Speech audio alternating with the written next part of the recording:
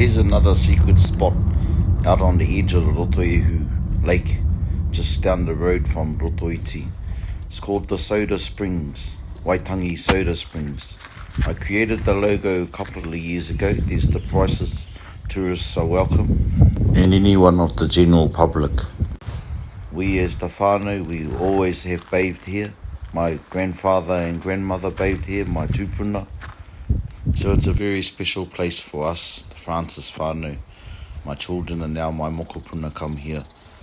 It's a great place to recover, especially after a hard weekend of hakas with te iku. My wairua is also rejuvenated when I leave this place. Well worth the visit, whānau. Ngā mihi. I hope you liked that video. Like and subscribe to my YouTube channel for more content in the future. Mōri ora.